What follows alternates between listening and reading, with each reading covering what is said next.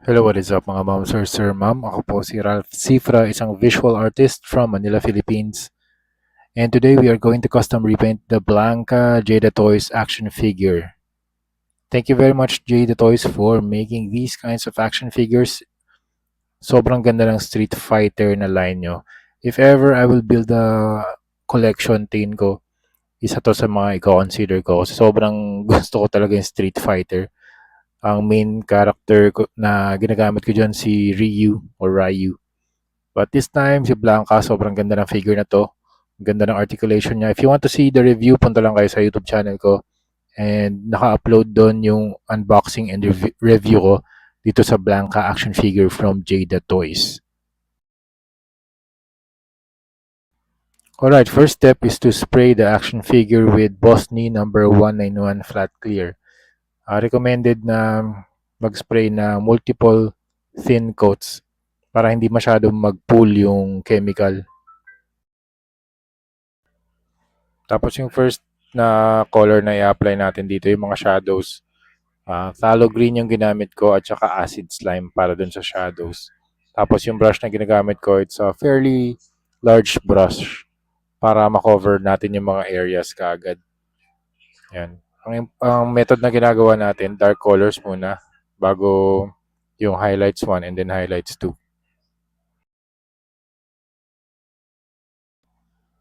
Yan. So ang ginagawa kong technique dito, larger brushes muna bago yung mga smaller brushes for the details, for the smaller details. Yun yung work process ko dito.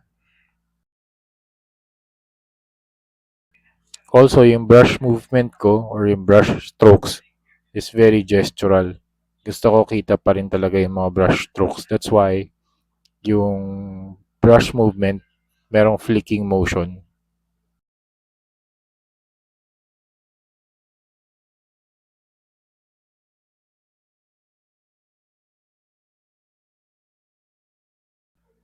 Alright, for faster drying, gumagamit ako ng hair blower. Okay, tapos after nun, highlights 1 ang mixture naman yan ay white and yellow. White and lemon yellow. Yan, yung concept lang talaga dito is application ng layers on top of each other.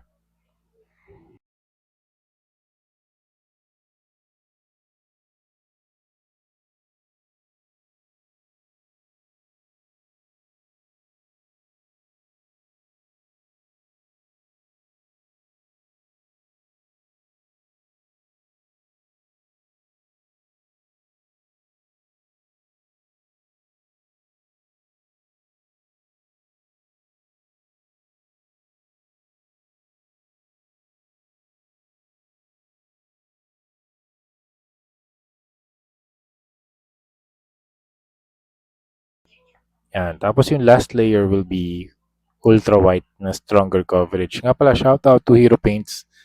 Thank you for always sponsoring yung mga projects natin na custom repaints. Thank you very much.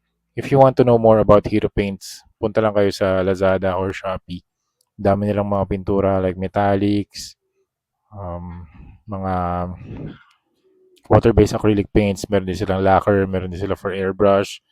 You can also buy some maintenance liquids for maintenance ng brushes, brush cleaners, airbrush cleaners, ang dami. Dami nilang products. Gustong gusto ko yung mga paints nila kasi super vibrant. Meron pa mga fluorescent paints. Yan, ginamit ko yung fluorescent paints sa lightning effect ni Blanca. Kaya pag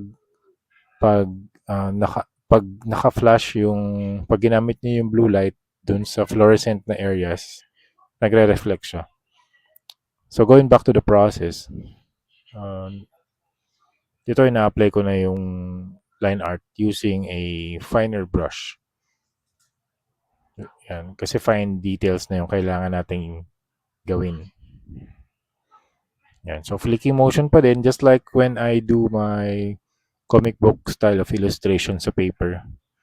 Sinisimulate ko lang din dito kung paano ko siya gagawin sa 3D. Ito kasi yung 3D version, tapos 3D version sa action figure, and then 2D artwork naman sa paper. Kaya nagpa-practice din ako ng comic book illustration sa paper din. Yan, ito na yung mga fluorescent na paint na ginamit ko sa lightning effect. Super ganda ng Hero Paints talaga. Shoutout talaga to Hero Paints. Sobrang ganda. Thank you very much Hero Paints. Ayan, dami nilang kulay. Sa green pa lang, ang dami na nilang hue. Different hues, different colors. Meron silang mga vibrant colors, desaturated colors. Very cool. So ito na, tapos na yung ating blanca. Ang last step na ginawa ko dito, nag-spray ako ng top coat to protect the action figure from minor paint scratches. Okay? So yun mga ma'am sir, that's it. Thank you very much for watching and see you sa next video. Bye-bye.